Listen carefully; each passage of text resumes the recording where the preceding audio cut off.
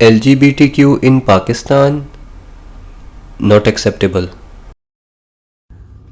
السلام علیکم، welcome to تربیہ club. یہ بالکل ایک نیا چینل ہے۔ میں نے کبھی نہیں سوچا تھا کہ میں اپنے اس چینل کی جو ابتدا ہے یا اس کی جو فرسٹ ویڈیو ہے وہ ایک ایسے ٹاپک سے کروں گا، بٹ کیونکہ حالات اور واقعات یا جو سچویشن آج کل کی یا ہم جس سوسائٹی میں رہ رہے ہیں، شاید یہ اس کی ایک ضرورت بن گیا ہے کہ لوگوں کو اس چیز سے آگاہ کیا جائے۔ اور وہ ایشو آپ سب لوگ جیسے جانتے ہیں، جو کہ اسپیشلی پاکستان میں اب بہت زیادہ تیزی سے بڑھ رہا ہے، وہ ہے LGBTQ کا مسئلہ۔ اور اس سے ریلیٹڈ جو ایک ریسنٹلی پاکستان میں جو ایک مووی لانچ کی جا رہی ہے جس کا نام ہے جوائے لینڈ، اس کے بارے میں آپ کو تھوڑا سا سائنوپسس دے دیتا ہوں کہ میں کیوں اس کو لے کے آپ سے یہ ڈسکس کرنا چاہ رہا ہوں۔ وہ یہ کہ اس فلم میں سب سے پہلے ایک فیملی دکھائی گئی ہے، اور اس فیملی میں ایک فادر ہے اور ان کے 2 بچے ہیں، ایک بڑا ایک چھوٹا، جو دونوں میرڈ ہیں۔ اور جو چھوٹا بچہ ہے وہ اس میں امپورٹنٹ دکھایا گیا ہے، جس کی وجہ سے اس کے جو میریٹل ریلیشن شپس ہیں وہ کچھ اچھے نہیں ہیں، اور جس کی وجہ سے اس کی وائف جو ہیں وہ بہت زیادہ اس سے ناخوش ہیں۔ اور وہ چھوٹا لڑکا جو ہے، جو بیٹا ہے، وہ کیا کرتا ہے کہ ایک ایروٹک ڈانسنگ کلب کو وہ جوائن کر لیتا ہے، جس میں اس کی ملاقات ایک ٹرانسجینڈر سے ہو جاتی ہے۔ تو بیسیکلی اس فلم کا جو فرسٹ ایشو وہ یہ کہ ایک لڑکے کو ایک لڑکے سے جو کہ ٹرانسجینڈر ہے اس سے عشق ہو جاتا ہے۔ دوسرا اس مووی میں جو پہلو وہ یہ دکھایا گیا ہے کہ جو چھوٹے بھائی کی جو وائف ہے اس کا ریلیشن شپ اس کے بڑے بھائی کے ساتھ، اور بعد میں جا کے وہ پریگننٹ ہو جاتی ہے اور اینڈ پہ وہ سوسائڈ کر لیتی ہے اس گلٹی کی وجہ سے۔ اور تھرڈ اس میں یہ دکھایا گیا ہے کہ جو ان کے فادر ہیں وہ ایک ڈسیبل پرسن ہیں، اور ان کا بھی ریلیشن شپ اپنی کسی نیبر کے ساتھ ہوتا ہے، اور وہ بھی ایک ایکسٹریم یعنی ریلیشن شپ ہوتا ہے۔ تو اس مووی کے اندر آپ خود دیکھیں کہ 3 طرح کی چیزیں دکھائی گئی ہیں جو کہ بہت ہی زیادہ کنٹروورشل ہیں، اور اسپیشلی ہماری سوسائٹی میں ہمارا دین جو ہے وہ اس چیز کی بالکل بھی جو ہے وہ اجازت نہیں دیتا ہے، ہمارے اسلامی تعلیمات کے خلاف ہے۔ تو سب سے پہلی بات وہ یہ کہ اس مووی کو جب ایوارڈ دیا گیا اور پاکستان میں اس کا جو بھی تھا چرچا وغیرہ ہونا شروع ہوا، تو کچھ اچھے لوگ جو تھے ہماری سوسائٹی کے، انہوں نے اس کے خلاف اپلیکیشن دی اور سینسر بورڈ نے اس کو بین کر دیا۔ اور بعد میں نیوز میں آیا کہ جو ہمارے موجودہ جو پرائم منسٹر ہیں ان کے اسپوکس پرسن نے بتایا کہ پرائم منسٹر نے سینسر بورڈ کو ریکویسٹ کی ہے کہ جی اس کے جو NOC ایشو کیا جائے اس مووی کے اوپر، اپنے فیصلے کے اوپر جو ہے وہ نظر ثانی کی جائے۔ تو اب میں اس کے بارے میں یہ پوچھنا چاہتا ہوں کہ کیا جو ہمارے سینسر بورڈ میں جو بیٹھے ہوئے لوگ ہیں وہ کیا قرآن کی تعلیمات سے ناواقف ہیں؟ کیا قرآن میں اللہ تعالیٰ نے واضح بیان نہیں کیا قوم لوط کا واقعہ،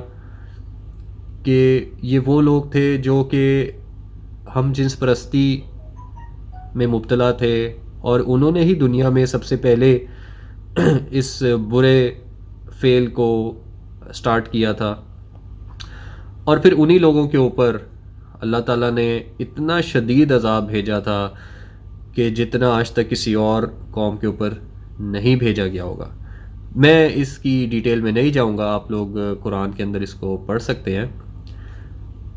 چلے مان لیا کہ سینسر بورڈ میں جو بیٹھے ہوئے لوگ ہیں شاید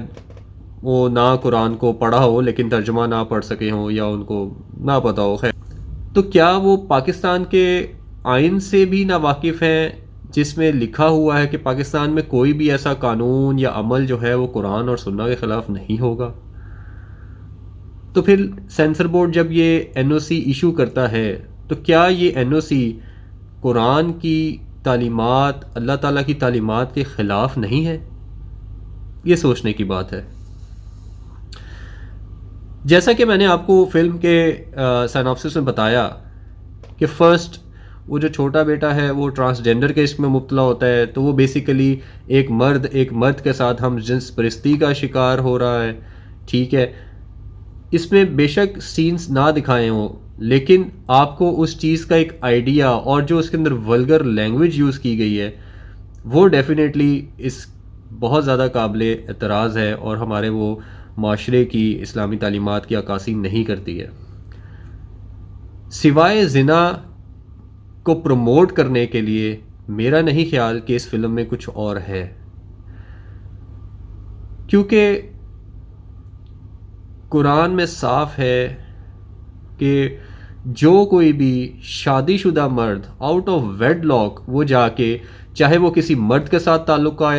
قائم کر رہا ہو، چاہے وہ کسی عورت کے ساتھ تعلق قائم کر رہا ہو، وہ زنا کی طرف ہی جا رہا ہے. اور اس میں کسی بھی ایک شادی شدہ مرد یا عورت کی زنا جس نے کیا ہو اس کی سزا جو ہے وہ موت ہی ہے. اور سب سے افسوس کی بات یہ ہے کہ ہمارے جو پرائم منسٹر ہیں انہوں نے اس چیز کو جب کہا کہ جی اس پہ نظر ثانی کی جائے، چلے چھوڑ دیں ان حکومتوں کا پیچھا. یہ جتنی بھی ہمارے ملک کی جو پارٹیز ہیں ان کا سب کا ایک اپنا اپنا ایک ایجنڈا ہے. میں کسی پارٹی کا نام نہیں لے رہا، نہ میں کسی پارٹی کو کوئی سپورٹ کرتا ہوں، لیکن ان کے ایجنڈے سے زیادہ ہمارے لیے یہ ضروری ہے کہ اس فتنے سے لڑنا کیسے ہے. کیونکہ ہماری حکومتوں کو اس بات کے بعد ہمیں پروف ہو گیا اس واقعے کے بعد کہ ان کو اس چیز کی کوئی پرواہ نہیں ہے، کیونکہ ہماری حکومت اس چیز کو خود سپورٹ کر رہی ہے. ہمارے آج کل جس طرح ایشو اٹھایا جا رہا ہے کہ جی کرپشن ہے، یہ ہے، وہ ہے، لیکن یہ میرے نظر میں ایک بہت ہی چھوٹا سا ایک مسئلہ ہے. میں اس سے بڑے مسئلے کی طرف آؤں گا، بلکہ میں اس کو مسئلہ نہیں کہوں گا، میں اس کو ایک فتنہ کہوں گا جو کہ اس جنس پرستی کا ہے. کیونکہ جب سے یہ ٹرانسجینڈر ایکٹ یا یہ جو بل پاس ہوا ہے ہمارے ملک میں، اس وقت سے ہم اس آگ کی لپیٹ میں تیزی سے آ رہے ہیں. اور اب یہ آگ اتنی تیزی سے پھیل رہی ہے کہ یہ ہم تک کیا ہمارے بچوں کو اور ہمارے آگے آنے والی نسلوں کو جلا کے رکھ دے گی، برباد کر کے رکھ دے گی. پاکستان میں آپ یقین مانیں اگر یہ فتنہ عام ہو گیا تو آپ کی فیملی سسٹم، آپ کا سوسائٹی، آپ کا فیملی سسٹم سب تباہ ہو جائے گا. کیونکہ آپ ایک ایگزامپل لیں کہ کوئی بھی آپ کا بیٹا، میں نہیں چاہتا کہ وہ کسی کا کوئی بیٹا ہو یا بیٹی ہو، لیکن فار ایگزامپل اگر کسی کا بیٹا ہے اور وہ اپنے والد سے جا کے کہتا ہے کہ جی میں اپنے آپ کو لڑکی ڈکلیئر کرتا ہوں اس ٹرانسجینڈر ایکٹ کے مطابق، اور وہ اپنا شناختی کارڈ اور پاسپورٹ سب چینج کروا لیتا ہے.